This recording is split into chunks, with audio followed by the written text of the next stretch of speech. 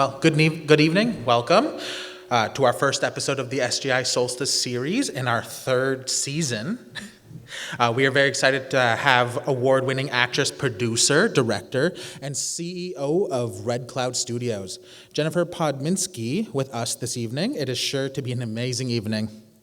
The Solstice Speaker Series is a four-part series built around the natural calendar, occurring on or around the solstice and equinox. This series provides an opportunity to reflect on the emotion and changes that happens each season. Topics are current, thought-provoking, and designed to create active participation towards truth and reconciliation. My name is Jade of Seer. I am a gallery interpreter here at the Royal Saskatchewan Museum. I am also an actor. I graduated from the University of Regina with a theater and performance degree, acting as a concentration. And just with my passion of acting, they thought it would be perfect for me to present this year's this episode's Solstice Speaker Series.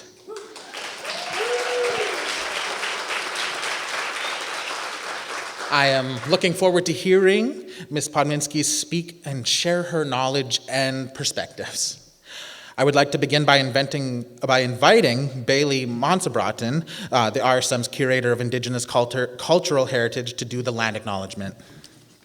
Good evening, everyone. Thank you so much for being here. The land on which we gather today is Treaty 4 territory, the ancestral and traditional territory of the Cree, Saulteaux, Dakota, Nakota, Lakota, and traditional homeland of the Métis Nation. We acknowledge the land in an act of reconciliation to those whose traditional territories we are on. We acknowledge those who have shared the land before us, those who continue to share the land, and those who will share the land in the future. We further acknowledge the harms and mistakes of the past. We are committed to move forward in a partnership with Indigenous nations in the spirit of reconciliation and collaboration. Now I'd like to invite Knowledge Keeper Tim and Petra this evening to do a prayer.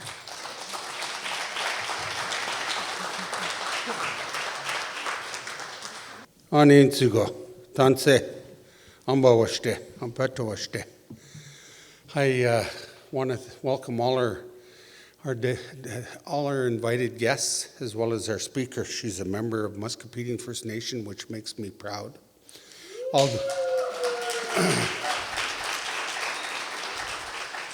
Because I'm from Muscopedian. So I know she's much better looking than I, so I won't take long. I like to get cheeky and have a little bit of fun, but I'll behave. I want to ask you to join me in prayer. We're going to call upon the Creator to put blessings on what we're about to do. So before we do anything, we all start with a prayer. Tishina tanka wambliglashka tunkashina ina unchimaka. Wahanchuka hokshala hemela tunkashla me chekin tunkashla hoa state tunkashla imakia pi na oyate tunkashla city Regina tunkashla na tioshpa tunkashla Muscopedian tioshpa tunkashla imakia pi tunkashla Lewia tunkashla director tunkashla producer tunkashla imakia pi na wia tunkashla na sucha ke tunkashla leti wai tunkashla my friends here at the museum tunkashla SGI that sponsored these programs tunkashla makia pi na oyate lewa chosni woshki woshimpi wuyushki tunkashla. I pray today, Grandfather, and ask that you look down upon each and every one of us with pity. Open our eyes, open our ears, open our minds to hear things, see things, understand things in a better way.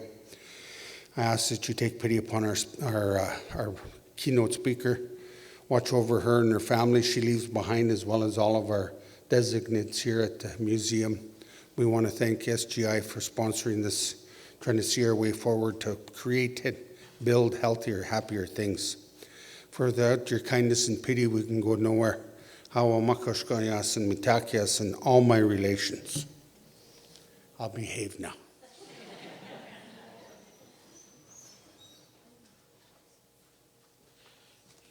Thank you, Knowledge Keeper Petra, for sharing those positive words and just having a nice reflection on them. Now I'd like to invite the Executive Director of the RSM, Bree Hanetka, to say a few words.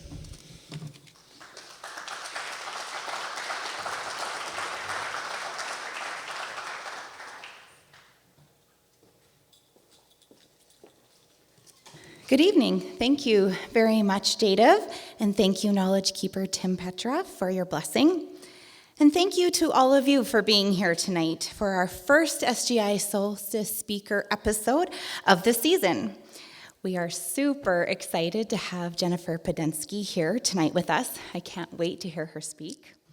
I would like to thank the hard work of the Friends of the RSM board members and volunteers and their executive director, Craig Perot, and all the staff of the RSM for year after year pulling together some amazing leaders and speakers for us to learn from. SGI has been dedicated since the very first year and the inception of this series to making this series so successful. Thank you, SGI, for coming on board again this year for your support.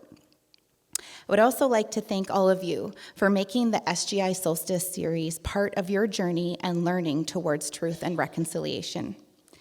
Each year, September 30th marks the National Day for Truth and Reconciliation. The day honors the children who never returned home and survivors of residential schools, as well as their families and communities. The RSM will be holding an event on October 2nd from 11 a.m. to 12 p.m. with Brad Belgard and Elder Tim Petra. They will be speaking about the legacy of residential schools. So I invite you all to attend if you can. I'd also wanted to mention that you might have seen in the lobby that the RSM does have orange shirts that you can purchase in the museum shop. And all the proceeds from the orange shirts go to our Indigenous cultural heritage initiatives, programs, and our Traditional Knowledge Keepers program here at the Royal Saskatchewan Museum. So I'd now like to introduce and welcome Tamara Thieren, Executive Vice President and Chief HR Officer from SGI, to say a few words. Thank you so much, Bree. Good evening, everyone. I'm Tamara Thieren, Executive Vice President and Chief Human Resources Officer at SGI. I'm delighted to welcome you to the fall edition of the Solstice Speaker Series.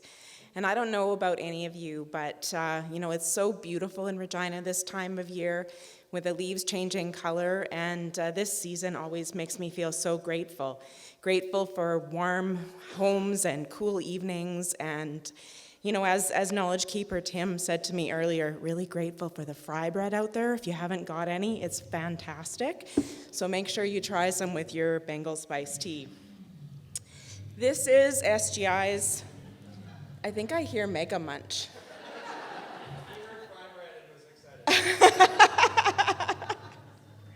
Well, make sure he gets some. So this is SGI's third year partnering with the Friends of the Royal Saskatchewan Museum to bring you this unique 4-part Indigenous speaker series. We're honored and excited to participate in this year-long conversation that is designated to reflect the emotion, introspection, and change that happens each season. We get to hear from Indigenous leaders as they share their truth and teachings on a variety of topics, providing us an opportunity to learn, understand, grow, and take steps towards truth and reconciliation. And it was that desire to do something meaningful around truth and reconciliation that first brought SGI and the Friends of the Royal Saskatchewan Museum together.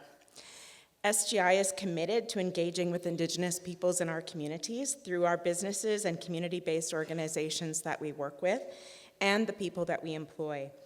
We recognize that a deeper understanding of our shared past paves the way for more collaboration and innovation. It's about building trust, learning, and growing together to affect real change. We didn't want to limit our participation in truth and reconciliation to our employees either. We wanted to do something that would give everyone in our community the opportunity to learn, grow, and take steps towards their own understanding. But we knew we needed help to start the journey. That's when the Friends of the Royal Saskatchewan Museum stepped in and gave us the hand we needed, and the SGI Solstice Speaker Series was born. Thank you to the Friends of the Royal Saskatchewan Museum for providing that space to share these important stories we all need to hear. For those of you that are new to this series, you're in for an engaging and unforgettable experience. I'm a huge fan of this series and have attended many of the events. Every session has left me wanting more. We've discussed some really challenging and difficult topics since our first event back in September of 2021. Indigenous leaders have talked to us about missing and murdered Indigenous women and girls and residential schools with heartbreaking candor, grace, and vulnerability. But we've also celebrated Indigenous culture through music and dance, and performers like Earl Canistino, Vaylin Baptiste, and the Eagle Claw dance troupe led by Preston Littletent. And tonight, we carry on that tradition of storytelling and building understanding with Jennifer Podemski. We're so happy to have her here. She has family roots and has been engaging in selfies and reconciling with her family, so it's so exciting to have her home. What a great way to kick off year 3 of the Solstice Speaker Series. So thank you for the opportunity to speak to you tonight, and take care out there.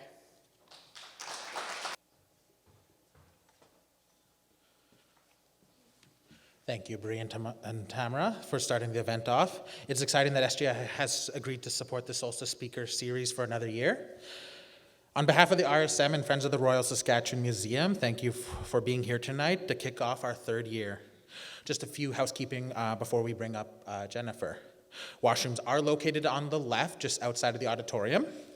There are 2 emergency exits on the back sides, just over here, of our theater, and our muster point is in the western point of the parking lot. The tea and bannock supplied for everyone was prepared by Chili for Children with the assistance of our Friends volunteers. Please remember to dispose of your trash when leaving the auditorium. This evening, we are very fortunate to have a very talented individual, Jennifer Podemski, here tonight to share her perspectives. Stories can build bridges and heal. As a result, Jennifer's recognition in the Canadian film and television industry, she has shifted her focus to producing to address the lack of Indigenous representation in the industry. Jennifer's latest project, Little Bird, is a groundbreaking new series available on Crave and APTN that explores the themes of trauma, loss, and resilience. This amazing series has garnered lots of media coverage and acclaim for its unique storytelling for Indigenous history.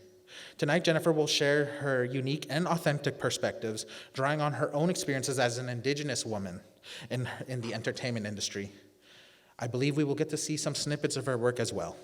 Without further ado, please help me welcome Jennifer Podemski.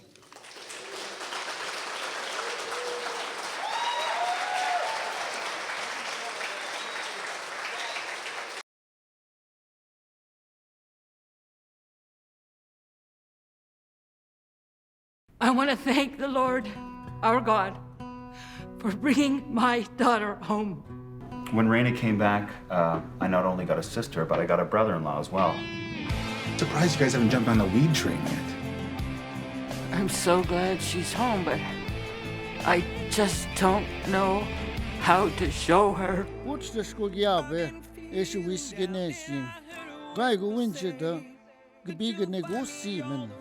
To family. The family. Welcome to the Inspire Awards. Inuits, Métis, and First Nation honorees who defied the odds in their pursuit of excellence. We have to bring back the spirit that was taken away from us. We have to bring back that spirit to guide us and to support us in the future. Because we're Indigenous, we're automatically adaptable. We can put us in any situation. I mean, we're all storytellers, and it's really about creating these stories that have joy and hope. How we live, our culture, our way of sustainability, our way of community, it's like this is something that is very powerful and really, really important. I'm just proud to be a Mohawk woman. We have someone here right now with us. Oh my God, guys, cold all around me. Back away. Look up. He's up there. Tragedy. Wham! Murder. It's burning red. Injustice. Are you here, Sergeant? Anomaly detected in the chair. Try speaking to him. There's definitely something here because I felt it. Our unwellness comes from our loss of our culture, loss of our language. This is not who we are. As long as we know our real history, then we can change our own destinies in the future. So you know that when we hunt in packs, we're stronger, right? So take care of each other.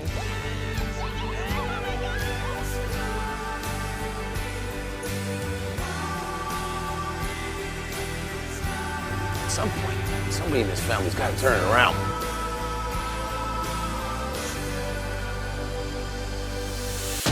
Welcome to town, Constable. Most people don't walk into Rabbit Fall. They're usually heading out. I need to ask you a few questions. I did not kill her. There are things going on here that you'll never understand.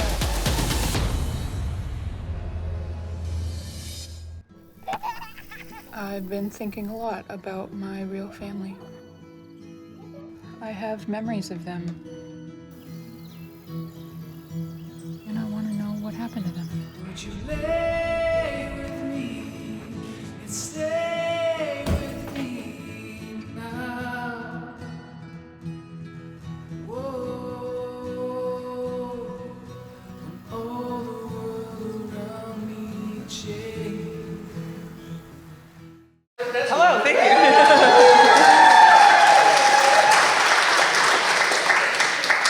Okay, hello. Hello. Wow. Okay. I'm going to be walking just for cameras, so you know. Hello, everybody. Thank you so much for being here. I know that it takes effort to put something in at the end of your day, and everybody's busy, so I really appreciate you being here to share this evening with us. We will show that clip eventually, and we will also show a trailer for Little Bird, for those of you who haven't seen it. But I'm going to speak tonight about how I got here. A little bit about how I got here and why I got here, and from where I got here from, if that makes any sense. So, my connection to this place is that my mother, Joanna Anaquad, and I know there's other Anaquads in the house. If you're an Anaquad, say yeah. So my mother is Joanna Anaquad. She is from Muscopetang First Nation and Pasqua. Kind of undecided which one is more important in her life. We're registered at Muscopetang First Nation. So my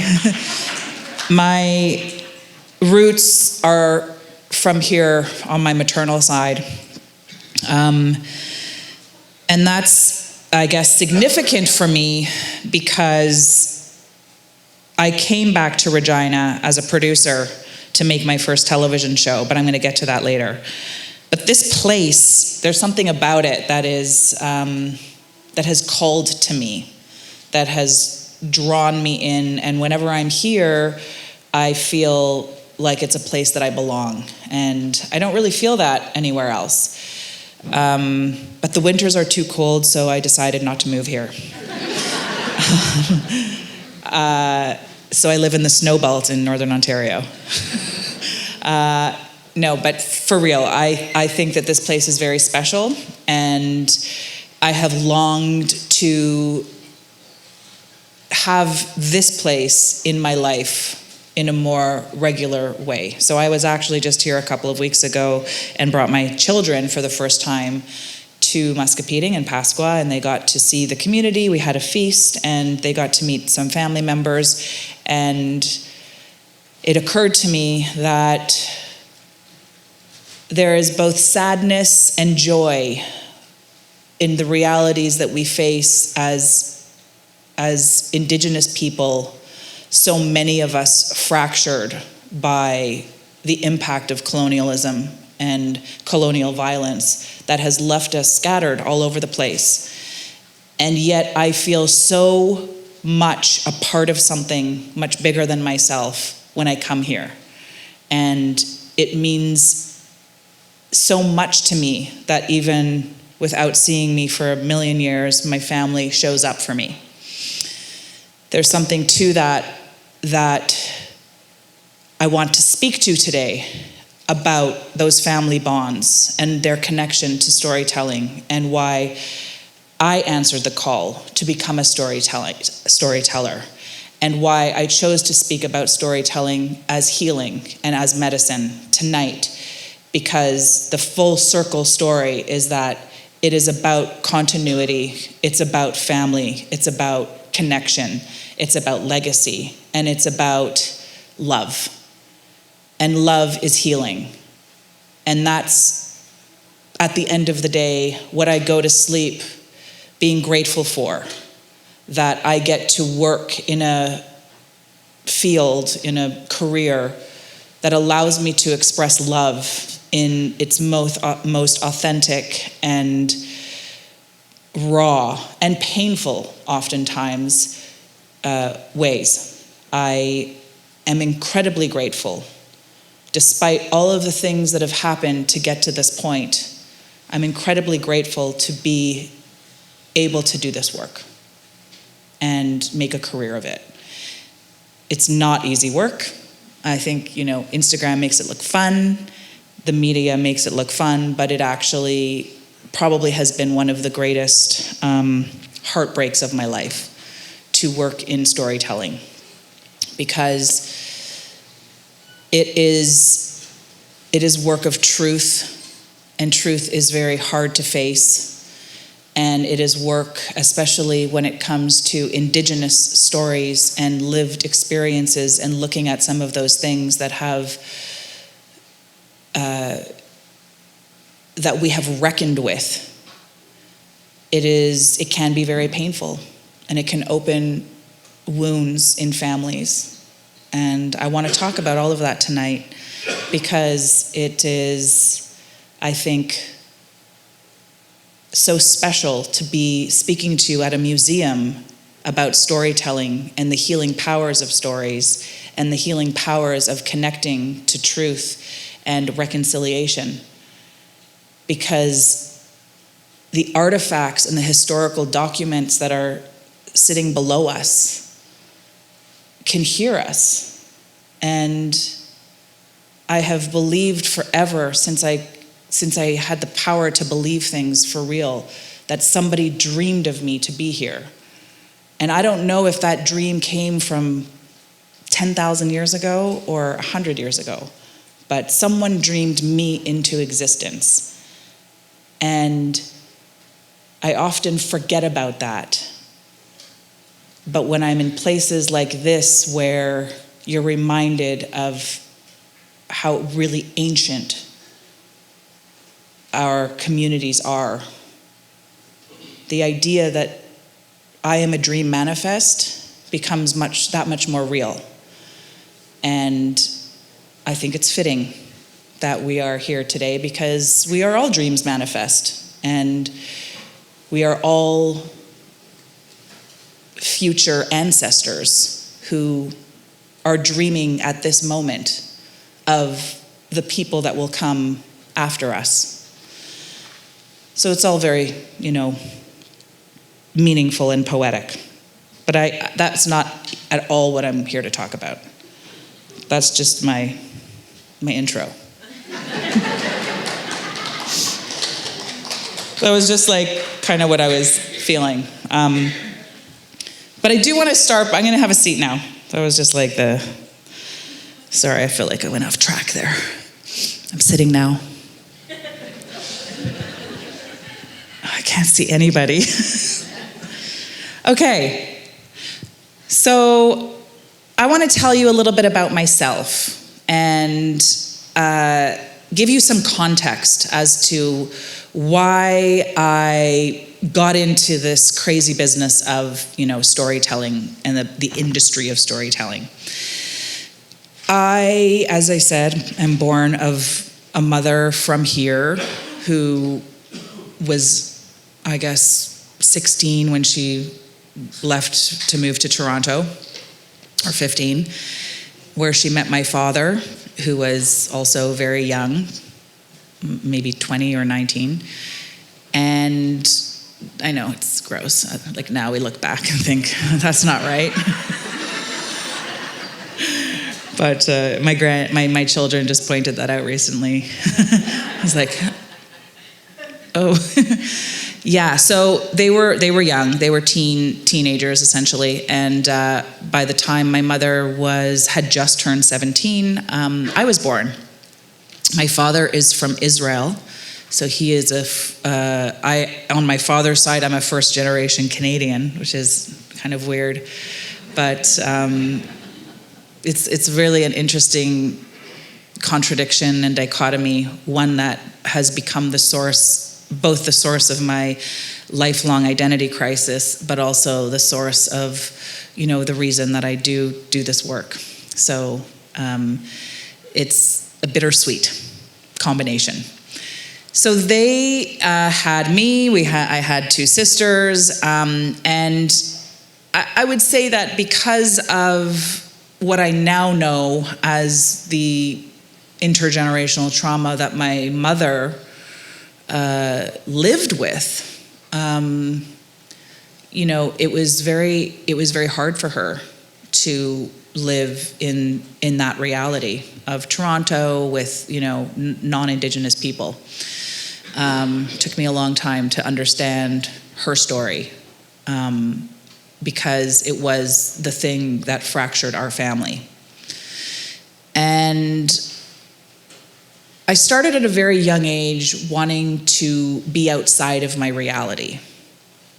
So it was really television that was the thing that took me outside of my reality. And I would just dream of being a normal person that wasn't, all mixed up and there was a lot of racism towards my mother. We lived in a very,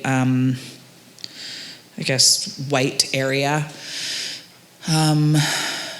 So witnessing someone that you love and care about, face racism and have to reckon with her own trauma and addictions became very difficult to make sense of. And I felt very isolated and alienated and very alone as a child. But it was really the performing arts and singing and dancing that took me outside of my reality and became the thing that freed me from my own shame. It was like a life raft to sing and dance and pretend and, imagine yourself on a stage in front of people, like dancing and singing, was something that made me feel like,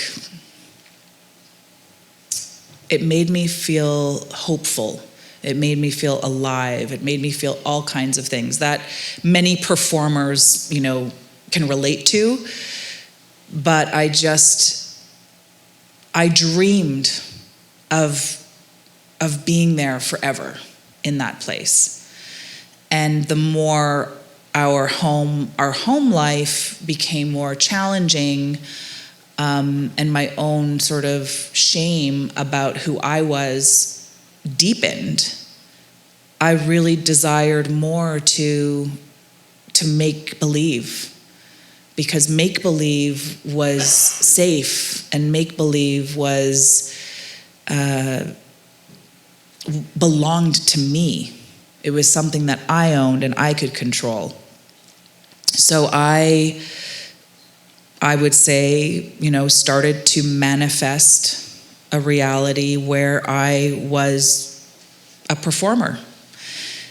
And I was lucky because creation met me in my dreams. Like, it met me where I wanted to be, and there were opportunities available to me at a very young age, like my grandmother, my dad's mom, taking me to a play when I was in grade 8. And there I saw a woman dancing and singing on stage and making people laugh and maybe making people cry. And I left that theater thinking, that is exactly what I want to do with my life. I want to be on that stage, and I want to make people feel something, and I want to make people laugh, and I want to make people happy. And over my early childhood years, I grew up at a time when extracurricular, I know the people my age in the audience know what that is, but because it doesn't exist anymore. But extracurricular activities at school were like a normal thing, so you could stay after school and do drama class or music or whatever it was. Extracurricular activities were a big thing in my elementary years. And I'm so grateful for that because, as our family struggled, I, was able to, stay late after school for a class or do a dance class or take extra work in music class. And as I did those things, I really started to shape myself as a performer. And I really felt like my dreams were coming true. I felt very much like I was becoming the performer that I dreamed to become. And, grade 7 and 8, I was like, this is what I'm gonna do. Fame was like the biggest TV show at the time. And I'm 50, by the way. I know, you didn't believe that I was 50. But. So Fame was like the first time I saw like different looking people on TV. I had seen Buffy St. Marie on Sesame Street, and that was great. It was like something I held on to. Rainbow Country was on, and there was like a native character on that, so it was like a bit fleeting. Generally, there was nothing on TV that, looked like me. So when I saw Fame, I was just like, I can't believe that creation is sending me this show. Because that is everything that I want in my life. I want to go to school and sing and dance and act and dance on pianos. Like, I couldn't think, and I want all the other people in my school to look like me, to be weird and not fit in and be an outsider and be alienated and just be, live on the outside of the norm and be accepted.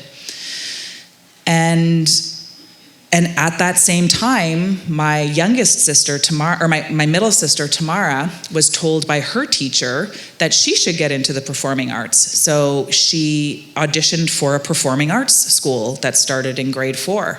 And she went to go to a performing arts school in grade 4. And I was like, well, that's not fair.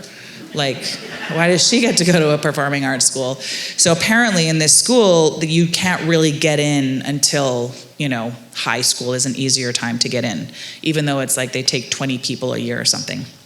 So I auditioned in grade 8, and I didn't get accepted, and I was devastated.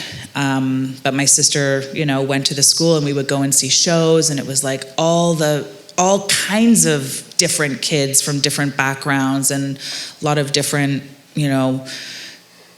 colors and experiences. It was just amazing to experience or to witness.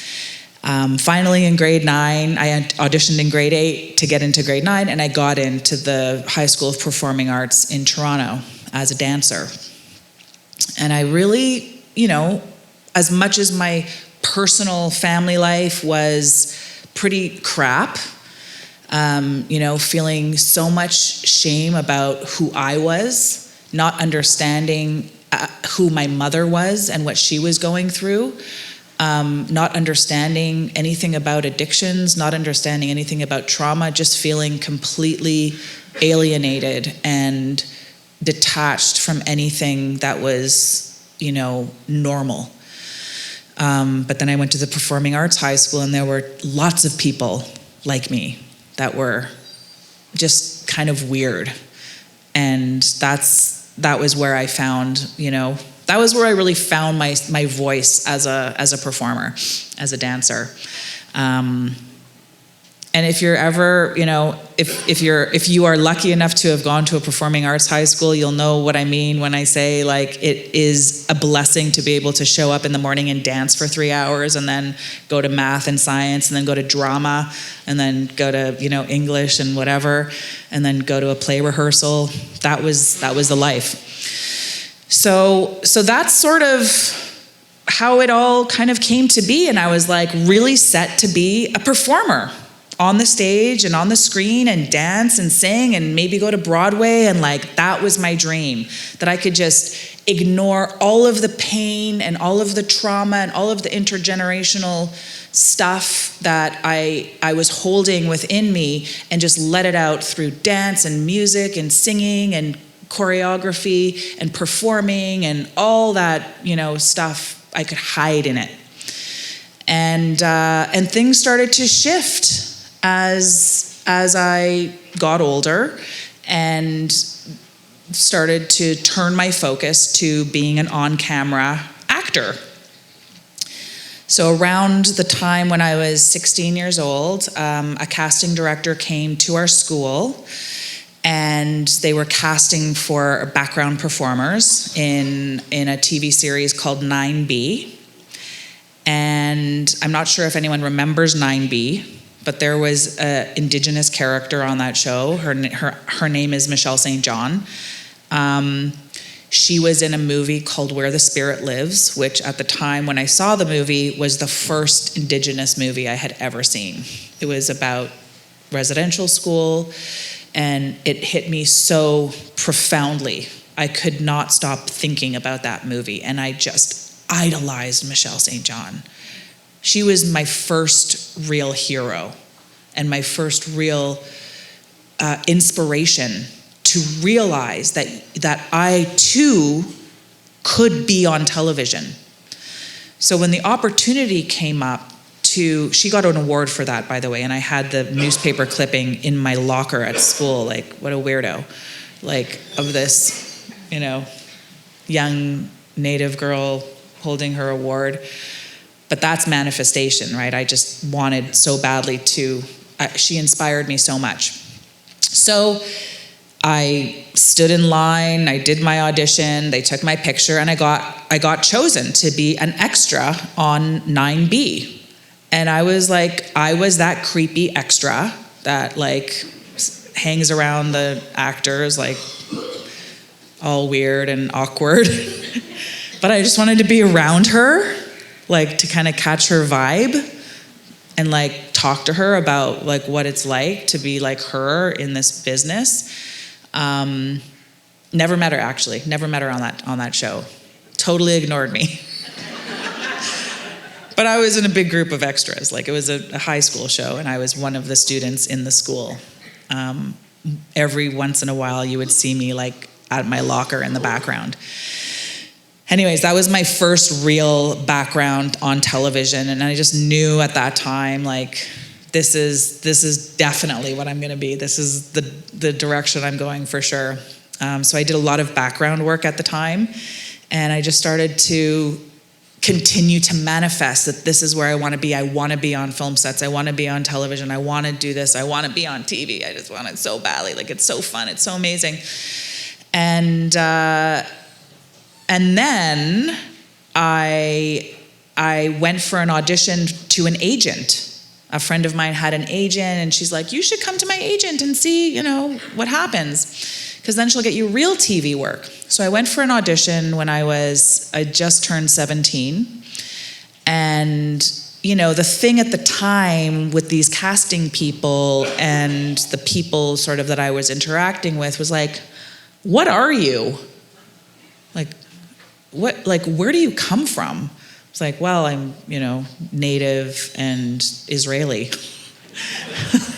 They're like, oh, that's really weird.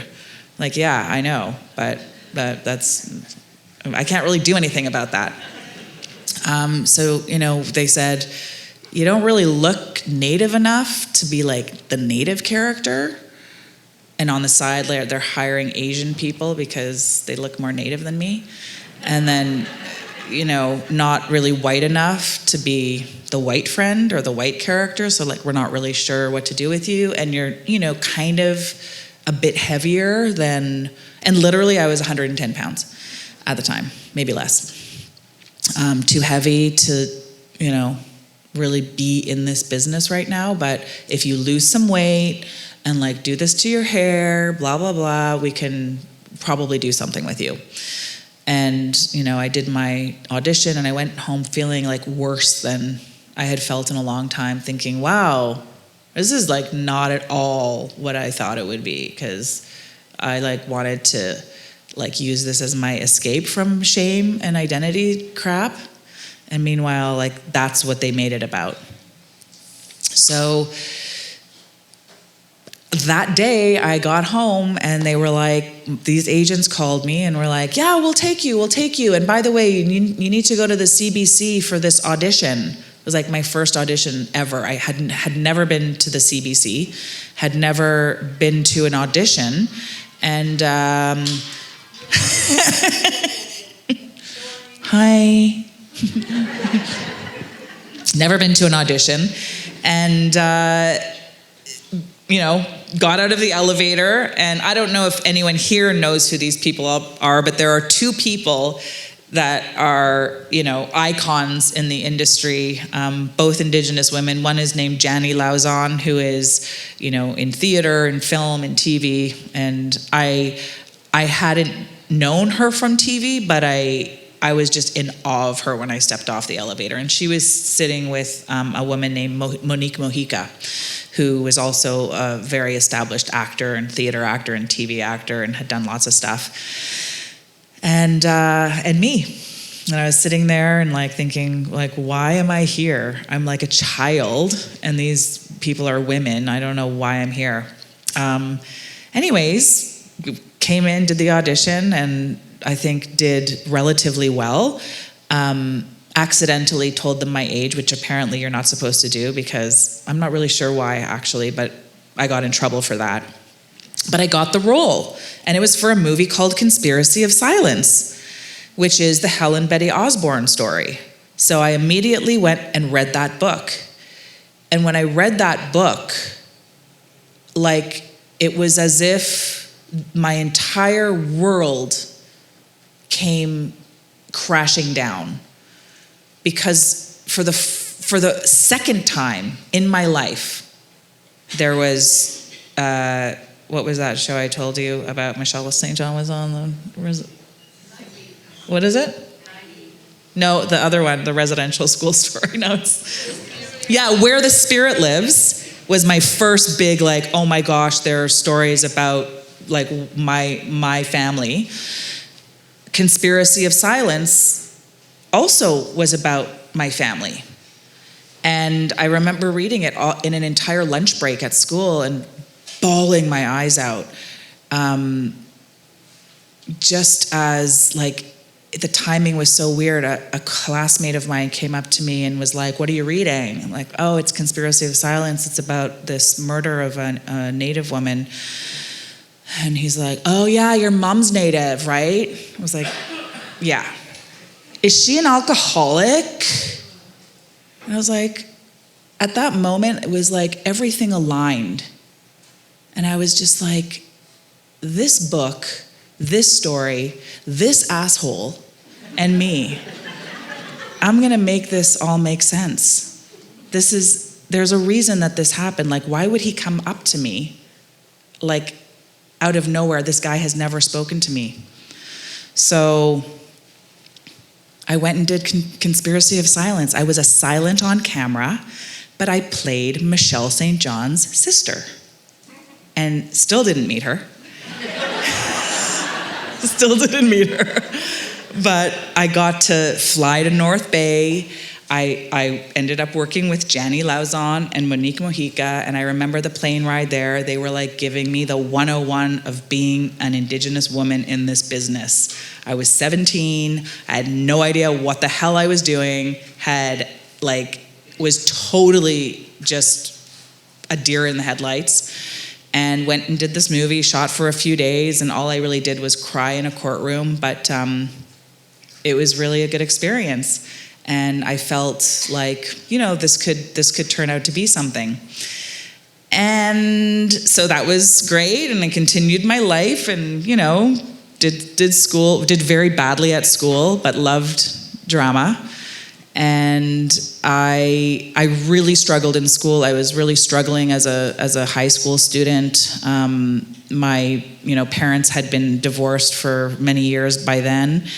And I was really struggling with identity and where I fit in. Right at the dawn of the, I guess what we would call the Indigenous Renaissance on television, in terms of on-screen opportunities for, for us.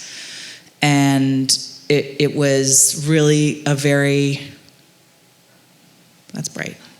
It was really a very fruitful time where a lot of opportunities were coming my way.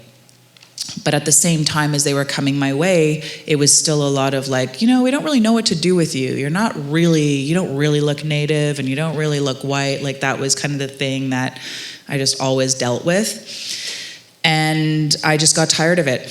I went for 6 auditions for a movie called The Diviners, which I guess I was 18 at the time, or maybe, I had just turned 18.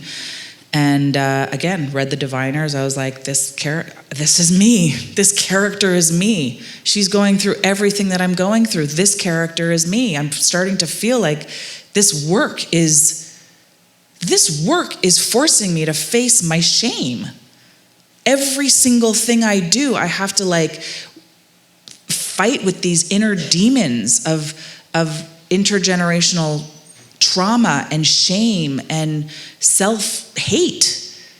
But every project that is coming my way is forcing me to look in the mirror and look at these things and broach these subjects with my mother and open conversations that are very uncomfortable and painful.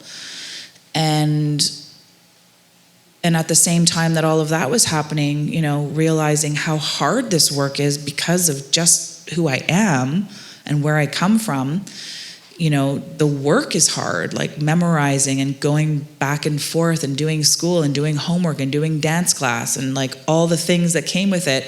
And I finally was at my last audition and gave it my everything, and I cried, and it's like that cry that you do, but then it turns into a real cry and you can't stop. And I remember just crying and crying and crying of so many years of shame coming out and being cleansed of so much darkness in that moment. And I didn't get the job. So I actually moved, I quit. I finished school and I quit the industry and I moved to Israel, and I thought, I'm just gonna be Israeli. I'm gonna go and be Israeli. Yeah, right. So I did move to Israel, and I lived on a kibbutz. I have a lot of family in Israel, so it wasn't like I was totally alone. But I lived on a kibbutz for 6 months. It was a 6-month program. And in the 5th month, I was a kibbutz is like socialism, where you work in all of the different places. So on this particular day, I was working in the kitchen, and I was scrubbing the floor, really dirty, scrubbing the floor. And someone came in and said, "The phone's for you. It's your agent calling from Canada." And so I went to get the phone, and she's like, "You have to fly tomorrow to Winnipeg. You got the Diviners." And I was like, "What? How did, that was 5 months ago." She's like, "Yeah, well, they gave it to Michelle St. John, and something happened, and she can't do it, and now they're offering it to you." So on the eve of my 19th birthday, I was flying to Winnipeg to do the Diviners. And that was really the pivotal role that made me realize that this work for us is traumatizing. And I was so alone on that movie. I had Dakota House, who also played in it, but only for a short period of time. So he was a person who I really confided in. But I was very, very lonely. And I had no other people like me on the whole movie. And I started to really pay attention to that. This work is traumatizing. This story is about, this Indigenous girl who, it's not about her, but part of it is about her, with this Indigenous father and the reckoning that she has to do with her identity. And I'm experiencing that right now. So I would go home and cry, started to drink a lot, probably, way, way more than I should, but that's what everybody was doing. But for me, I was experiencing like a lot of sadness. So it really was not a good mix. It was a very hard time for me, but I did start to realize like who was telling the story and why am I feeling so unsafe and why am I feeling so scared and alone and why is there nobody else like me here? So that planted the seed for, the things that would come later for me. And the Diviners was what kept me kind of in the industry and hustling really hard as an actor, like really, really hard, audition after audition after audition, losing almost every audition to non-Indigenous women who looked more Native than me. And it was difficult. It was a really difficult journey. I often, was reading things that were so racist and so stereotypical. And I guess it just started to really, I started to build my awareness around the importance of who is telling the story and how harmful it can be to not just the person experiencing the process of making the story, but the people watching it. And started to connect a lot of the dots. And, I guess when I look back at it, I was kind of at that time the equivalent of a modern day conspiracy theorist,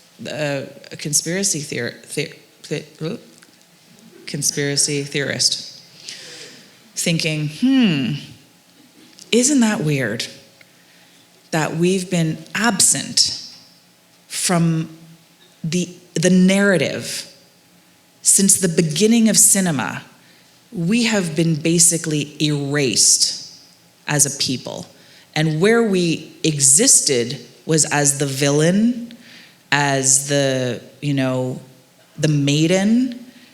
We have been victimized, villainized, and violence committed against us, or we are the perpetrators of violence through the lens of people who are non-Indigenous. And it was really at this time that I started to put together a lot of those pieces and really start to wonder, like, what the hell is going on? Is there a conspiracy here? Is this something that needs to be like called out? Not realizing at the time that there were a lot of people working towards, repairing that. A lot of people, a lot of the people that came before me. But anyways, putting together a lot of these pieces when I booked a movie called Dance Me Outside. And it was really Dance Me Outside that gave me the greatest platform to travel the world. But what I started to do was share this awakening that I was having. The celebrity that Dance Me Outside brought me gave me the opportunity to visit communities, Indigenous communities all over the States and Canada, and I started to share this awareness that I was experiencing, and I would go to bring like 20 magazines from the shelf at, the bookstore to the kids, and we would go through the TV guide at the time. And I said, okay, look at these things. Like, tell me, look at all the magazines and look at all the shows in the TV guide, and you tell me where you see yourself. And it was just a constant thing that I did. And people started to, realize that they were nowhere, that there was no representation, that they did not exist in this mainstream narrative that was so, celebrated. And that is kind of where I began my journey of putting the pieces together and realizing that I may have had a dream of being an actor, but there is a far greater calling for me, and I had to follow it. And I really tried to ignore it. I really did, because I really liked being an actor, but I was being called very intentionally to wake up to the proliferation of Indigenous, of the erasure of Indigenous realities and perspectives in cinema, on screen, in the media, and to do something about that. And I ignored that feeling for some time, but as I continued my career as an actor on the res and then on, different shows, I just started to, I did the math, and nothing was adding up. I was working on shows and as a Native character, and yet nobody ever around me was Native. Writers, directors, producers, nobody. And it just didn't make sense. And I just thought that, this is a problem.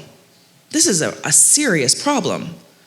And there's got to be other people who recognize that it's a problem, because, we should be more aware than this.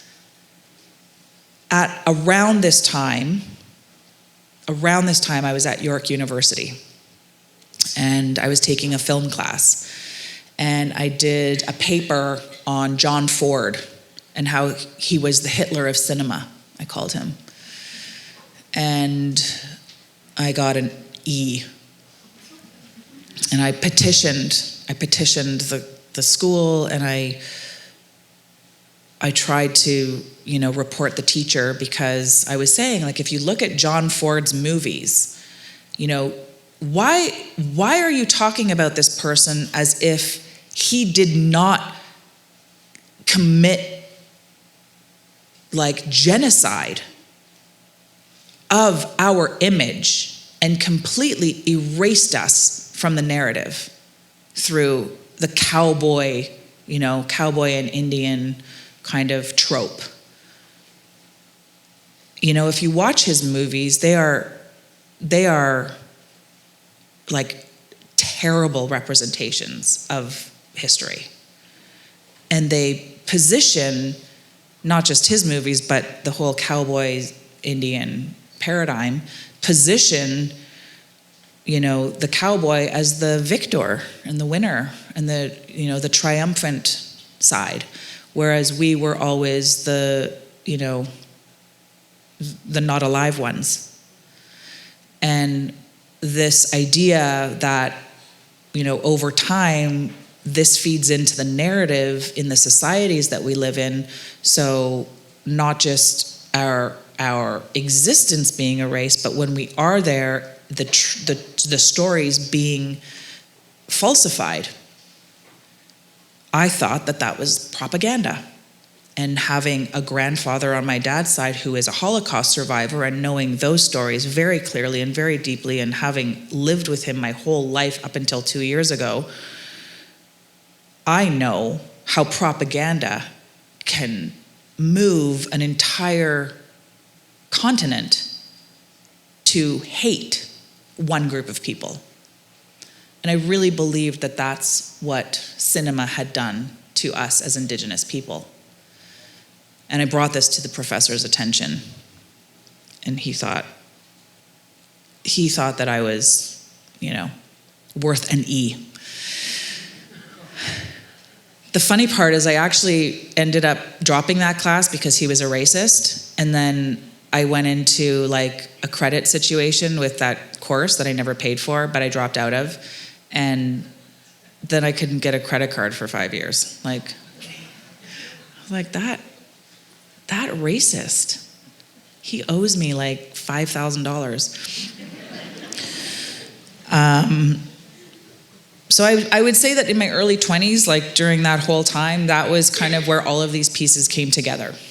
So then there was a second time that I quit the business, and that was after it was after not working for a really long time and hustling so hard and being literally the most, at the time, the most famous Indigenous actress, so broke, not working, but still, for some reason, you know, upholding this idea that I, you know, had something going on, because there was nothing going on for me. So I quit. I was like, I'm done with this. My sister, the same day I quit the business, my sister, Tamara, was in a show called Rent on Broadway. So she moved to New York, and I was like, I'm coming with you. Can I sleep on your couch? And so I moved to New York, slept on her couch, and, you know, started to carve out a little life for myself in New York City. And I did a lot of soul searching there, and I prayed a lot, and I received a message that, you know, I meant to do something with this anger, that I must use this to build something, and I must use this to shift something and to change something. And these messages were coming to me, and they were coming to me when I prayed, and they were coming to me when I, you know, was sitting in silence, and they just came to me all the time. And it was relentless communication with whatever source was giving me these messages that I need to do something about this very thing that makes me so angry and makes me want to quit and never go back. So I got to this crossroads where I was being offered like a position. I had been working at a gym, giving out keys, locker keys, to famous people. So I was really good at it. I was like really, really good. Like I knew there were like 400 lockers, and I knew all of them, and I knew the face. Like I could see them coming. I'd get their key. It was like, I was just so damn good at it. And I was like, this is something I can do. I can handle this. And I got a promotion, and they like promoted me to like, over time, to like the manager of the gym. At the same time that I got a call, an offer to be in a show in Toronto called Riverdale. And I kind of like thought about it, and I was like, you know what? I should follow this calling, whatever this is, whatever they're calling me to do. I should follow this and not be a manager at a gym, and maybe start to think about changing things. And maybe this is the reason I'm being called back.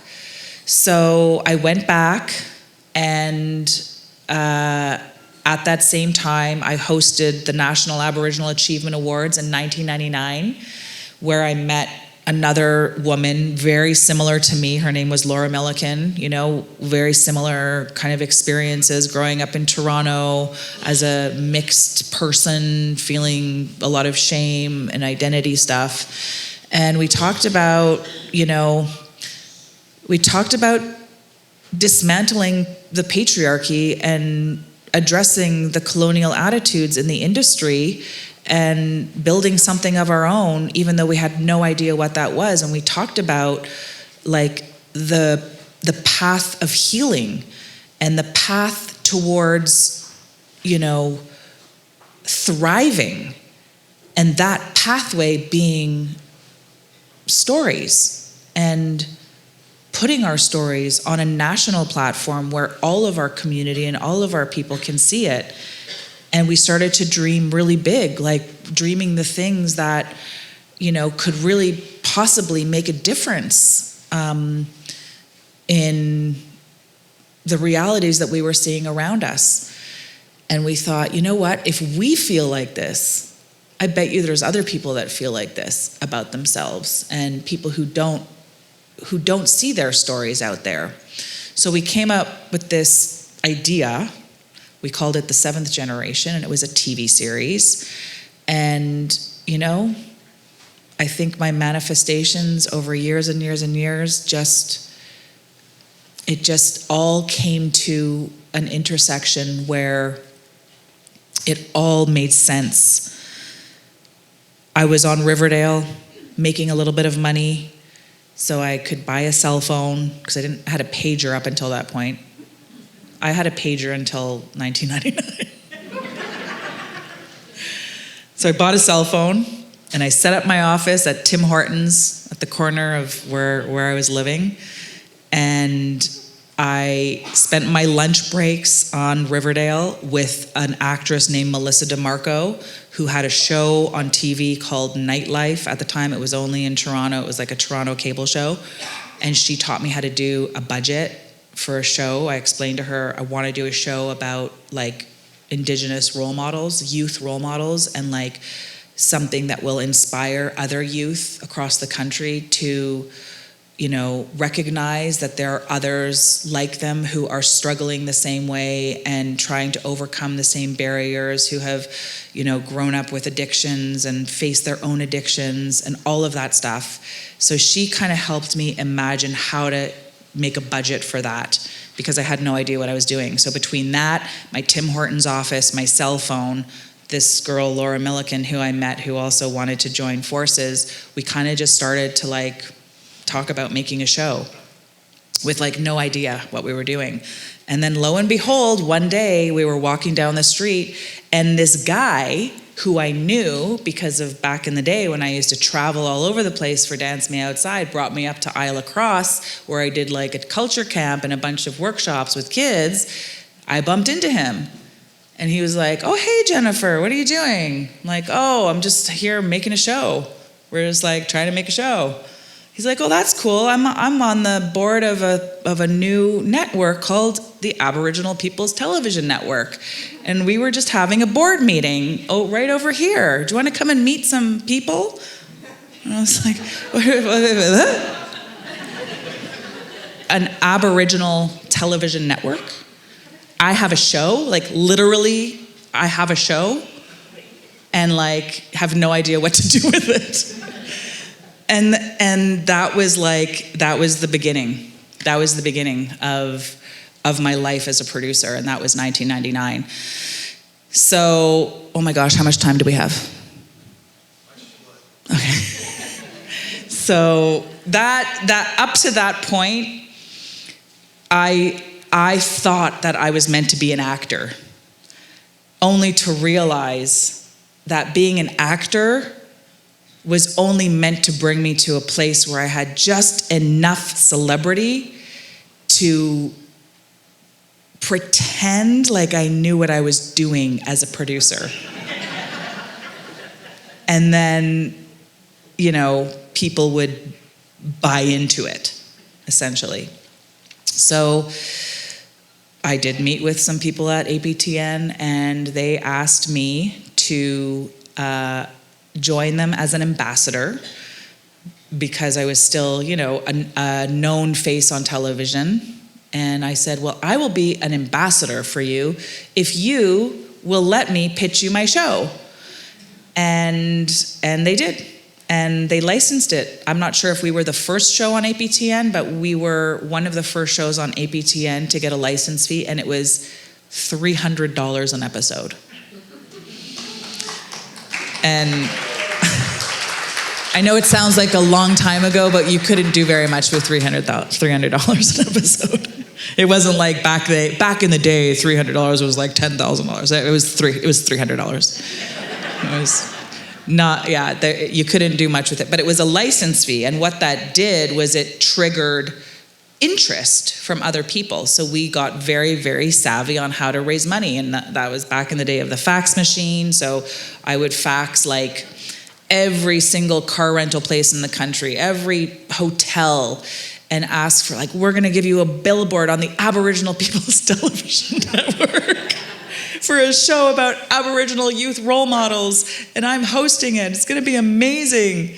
It's gonna be available to all Canadians." And, you know, I thought we were gonna get the Besborough or, you know, the big CN hotels, but we were getting like the Roach Motel.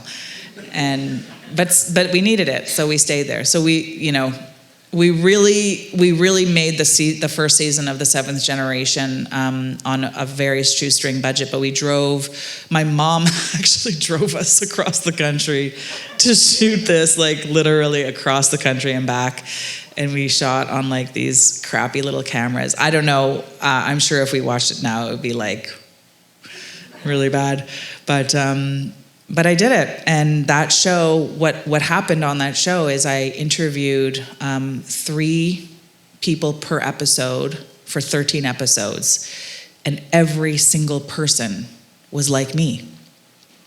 And there began my healing journey of finding myself and my voice and my community and reconciling with my own trauma and understanding that we are all collectively experiencing this, and that this work is important, that this work is healing work, that this work is medicine, that this work is sacred, and that this work that I've been called to do won't be easy, but it will last forever, and it will shift. It will be the shift that I had so badly wanted to see. And we were just one of many people doing this work at the time.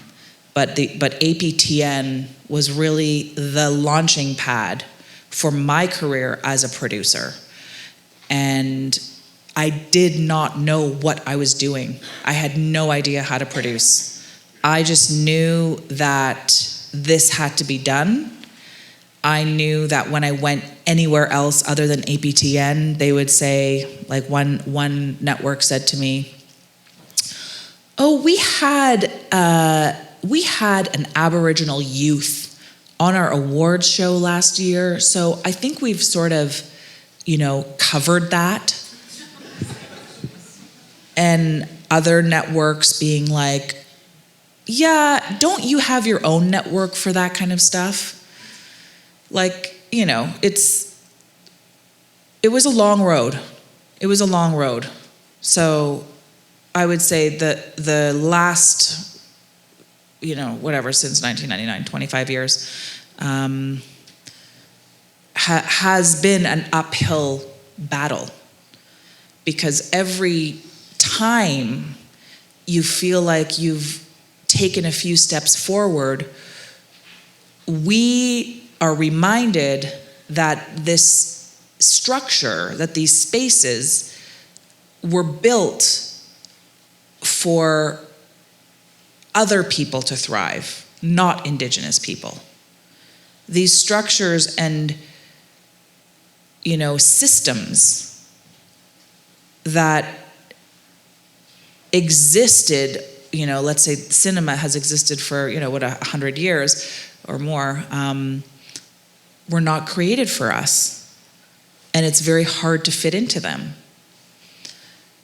So as we do the work and we, practice authentic storytelling through an authentic lens, trying to build capacity in a community that has never considered careers in this industry before because they have never been allowed, you start to realize that the dismantling of this system is almost more important than creating the content that will be presented within this system. So the calling continues, where, working towards a career as a content creator, as a writer, director, producer, is not enough. It's not enough because we are facing systemic barriers that prevent us from thriving. So a producer like myself and others, and I have heard this from their own mouths, have to start from scratch every single time. Whereas our colleagues are building empires and are building capacity and are, taking up space in ways that we can't. Up until very recently, I was not even able to, work by myself. I was always sort of forced to partner with non-Indigenous partners. And that ends up leaving room for a lot of harm. The system that we work in the film and television industry, in the screen sector, is unsafe for Indigenous people. And yes, I have built a very good career, and I've done work that is truthful from my heart. I have done my best to incorporate and build careers for other Indigenous people, but the barriers have often presented themselves as too challenging, and it has left me wondering if we will ever find our way in this system, or do we have to do something outside of it? I still don't have the answer to that, but I do know that as a storyteller, my work is to give a voice to those who came before me who were voiceless, who were silenced. And if that's all I can do in this lifetime, then I am okay with that. But I can't accept that the systems that we work within will not rearrange themselves in a way that will create pathways to success for all Indigenous people. So more recently, I have turned my attention to the advocacy work through a not-for-profit that I started because I found myself in a very dangerous situation where I was working with an abusive partner because I was not, and this is only a few years ago, was not seen as capable enough to make my own show. And this partner was so abusive, and I was the only Indigenous person on the team of my own show. I ended up leaving that project and, feeling like, is this another moment in my career that I'm going to quit? Or have I come too far to let it all go? Do I need to keep fighting for something that will help to fix this, that will help to, do I have to put my attention to finding a solution to this problem that I'm facing at this time? And that problem was, where does someone like me, who has this much experience over this many years, where do I go for help? The Indigenous Screen Office at the time was overwhelmed. They were just starting up. This is the place that is, has infused the Indigenous part of the screen sector with so much hope and so much support. But at the time, they couldn't pick up the phone and listen to every crying producer saying, I have an abusive partner, or I'm in this situation and I need help.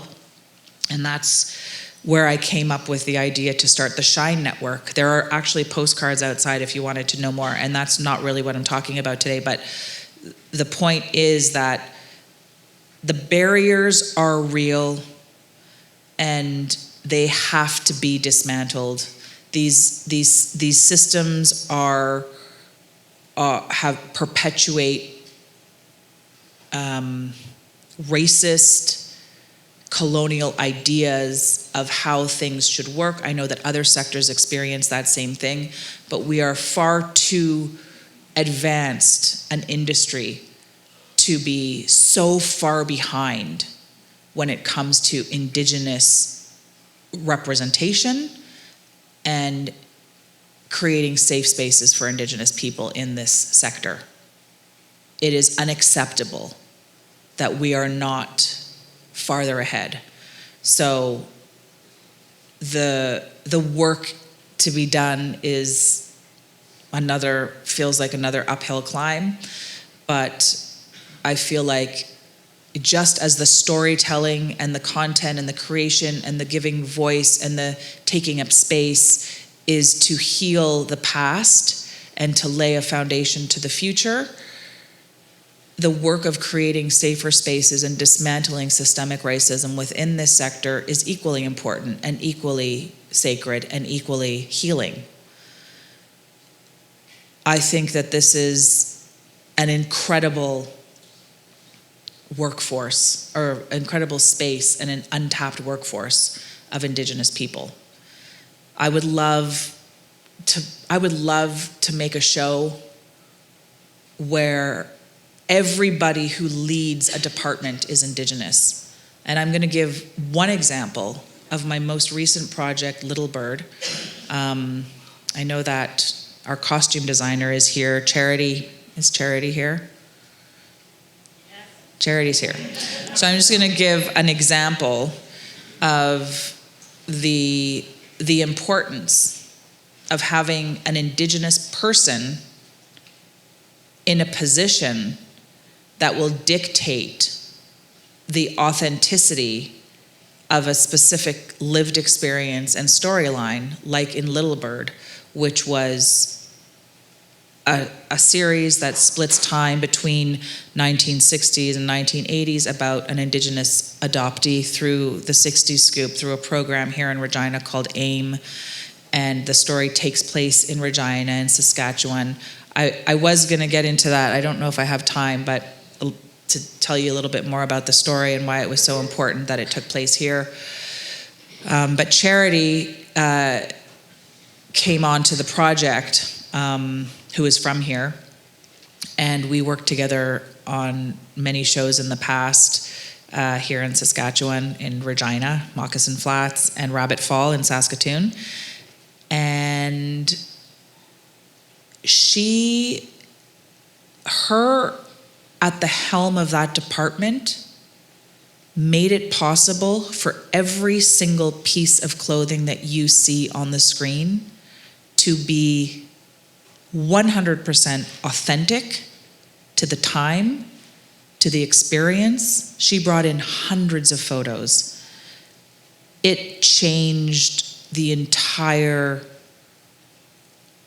dynamic of how me as the showrunner would work with that department. It's not a typical thing that you would walk onto a show and see Indigenous people in positions like that. It's a typical thing that you would walk onto a show, even if it's your own show, and you will be the only Indigenous person on that project. That is the norm, and that has to change. So to have Charity in the costume department, putting her heart and soul and all her family memory and all her lived experience, her family's lived experience on the screen, it made this show, it was one of the components that made this show the most authentic representation and upheld the truth in ways that we've never seen before, because it came from real life.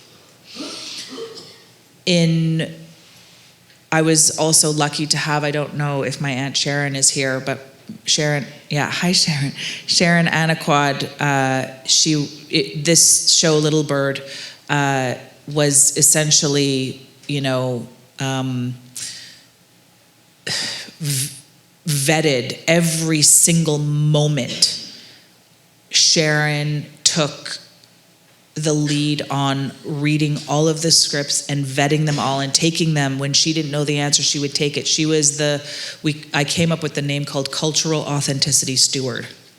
And this is a role that has never existed, because usually when we're on a show, we're just called like consultants. And that's really unfair, because we're not consultants. These are, normally people with lived experience who are advisors in an advisor capacity. So Sharon came on board as our cultural authenticity steward. So in this show, everything from the Little Bird house, every single thing inside of it, everything that, is said, is worn, is done, the road, the everything to do with production design, went through a vetting process, and Sharon was a huge part of making sure that that was done authentically. So the the importance of us telling our own stories is paramount. But equal to that is telling our own stories, but also having the people in the positions that the heads of department and the leaders on the show to bring their experience with them, because this responsibility cannot rely on one person alone. It's a heavy load. We're constantly addressing our own, our own experiences in the telling of these stories, and we need more people to support us. So I love to see, young Indigenous people who are getting into this business and working behind the camera, because it is a critical time, and we need more of you. I wish that careers in the screen sector were being considered by Indigenous kids everywhere. No matter where you live, you can be doing this work. If you're near a city center, like, even Winnipeg or Saskatchewan used to be the hub of all things television. Everything was made here. So bring back the tax credit. This is a career. Yes, bring back the tax credit. This is a career that is viable, and it's a career that this is healing work. This is medicine, and this actually is work that can, like in other sectors, transform the relationships with our non-Indigenous, families, community, neighbors, people, society. This is transformative work. And I guess at the end of the day, that's why I can't quit, because the work itself is reparative. It's like, it's going to take a long time to repair what was broken, and it's going to take a lot of hands and people on the ground fixing the narrative that has been twisted over time, to reshape it and reframe it to something that is authentic, to the point where our fellow classmates and office mates and family members who are non-Indigenous will start to think of us in a way where they want to stand up for us, and they want to align with us, and they want to support us, because now they see the truth of who we are, because it's being presented to them through that authentic lens. And I wanted to talk about the healing power of stories today, because it's the only reason I keep doing this work. And it's the only reason why the results of the work are, it's the only reason why the results of the work are making an impact, because they're being built from a place of love. They're being built with dreams and wishes and prayers of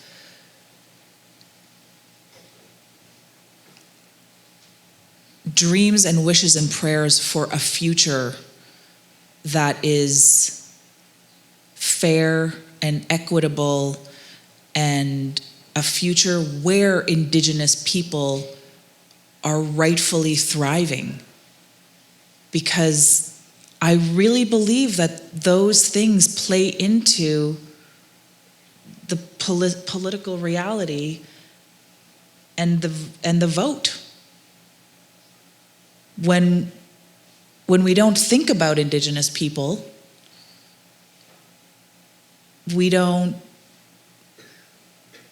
think about them ever when it comes to the vote, when it comes to the classroom, when it comes to education, when it comes to curriculum, when it comes to healthcare or the justice system. So we have to remind people. We have to remind people who we are, because nobody can do that for us. And this platform, you know, this on-screen platform is an incredibly powerful tool to do that. And it's so much more accessible today. It's so much more accessible with TikTok and Instagram and all of the different platforms.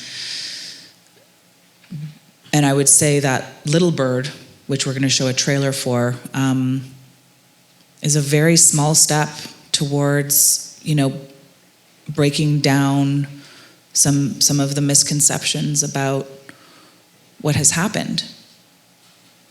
And it is a reminder that we haven't been paying attention, and that we haven't been doing a good job at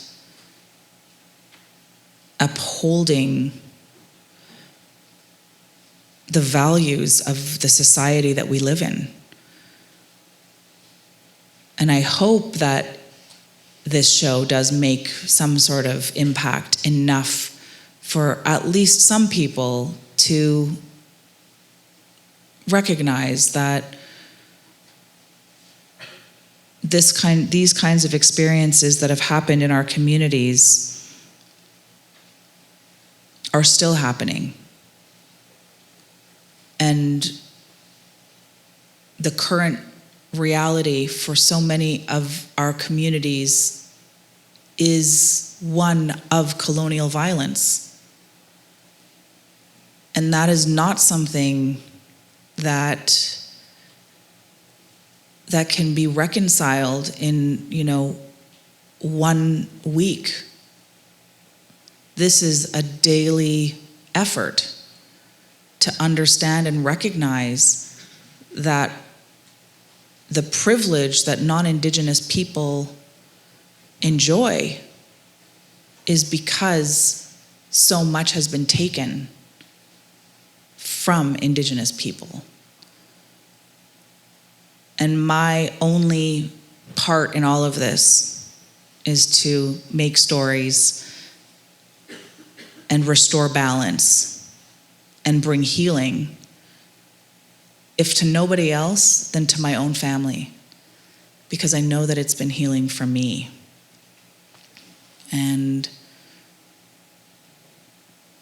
I have a little thing that I wrote, and then I'll finish. But I was writing this, I'm gonna say I was writing this on the toilet, but it wasn't really on the toilet.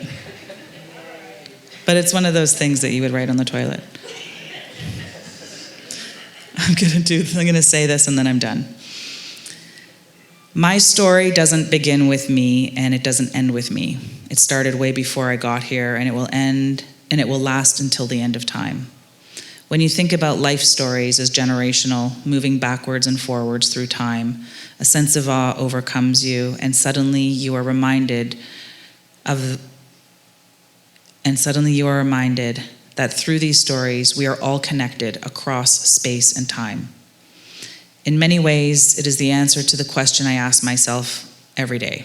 Why do I do this work with stories? It's because it connects me to others, those here now, those who have been, and those who will come, and those who will come, and in many ways, it connects me to all creation. For me, storytelling is a spiritual experience, as much as it is a career choice. And because I come from people who were silenced, I find it reparative and healing. I often wonder if this calling of mine does actually come from spirit. Did they call me to do this work? To speak on their behalf?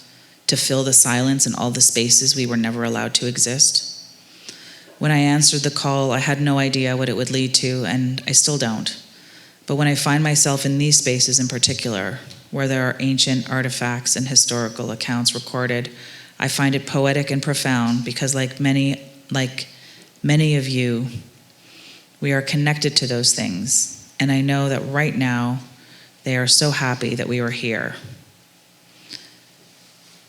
And I just want to leave you with one thing, because I believe it to be true for all of us, that we are both a dream and a memory.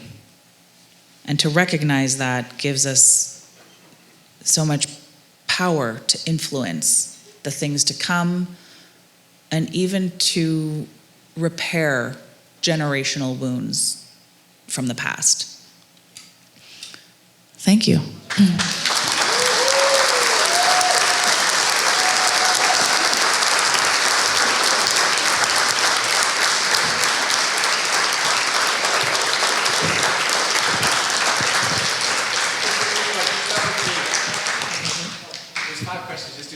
This is number 3? Oh. Yeah, just do number 3. Okay, so I have an envelope here that I was given with some Ask Me Anythings. So I'll do number 3.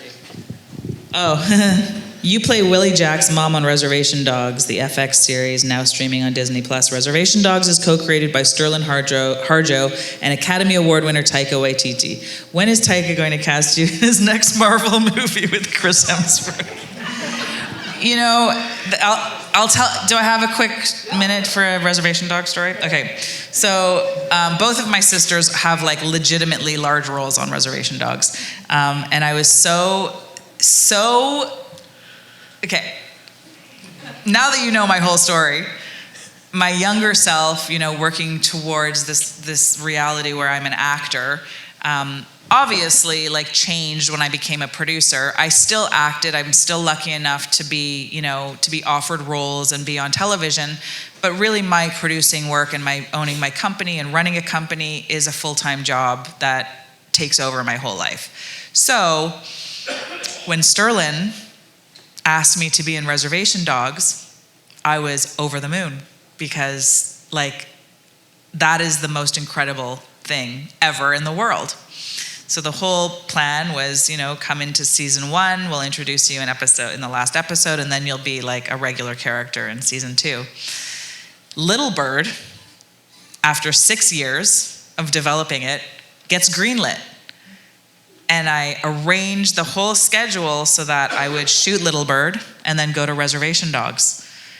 And then we couldn't find crew for Little Bird, so we pushed it right into the schedule of Reservation Dogs, and I had to bow out of that entire season, which was really sad for me, but I am in the last episode of season 3, and it was the first time that I ever in history that me and my 2 sisters are on camera together, so don't miss it. Blink and you'll miss it.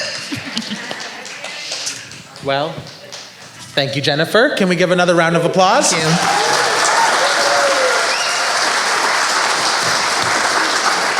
So did we enjoy the night, everyone?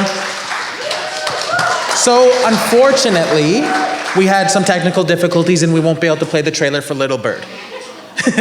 But it will be on the RSM YouTube page, so don't fret. So thank you for coming again. I would once again like to thank SGI for their continued support of the Solstice Speaker Series. We would like to acknowledge the board members of the Friends of the Royal Saskatchewan Museum and the RSM staff. We do have some exciting news to share. Our next Solstice Speaker Series episode coming up on Tuesday, December 5th will feature conversations with His Honor, the Honorable Russ Morasti, Lieutenant Governor of Saskatchewan. Also, the Friends of the Royal Saskatchewan Museum are hosting the 6th Artifact Art of Fiction, an evening of deduction, deception, and discovery on Friday, October 13th. We will present peculiar artifacts from the Royal Saskatchewan Museum collection. They are kind of creepy, so. And an even stranger tale about their origins. Throughout the gallery spaces, you need to guess which tales are fact, which are fiction, uncover the twisted truths, and you will take home the grand prize. Plus, more games and entertainment, including a silent auction, raffle, music, and food. Please go online to buy the tickets. They are only $75 each. This is a fundraiser for the Museum Graduate Scholarship Fund. If you have any ideas of interest, comments, and feedback, please send them to the Solstice Speaker Series at rfsm.ca. See you in December at our next Solstice Speaker Series event. Thank you for coming this evening. Once again, thank you. Have a safe ride home, everyone.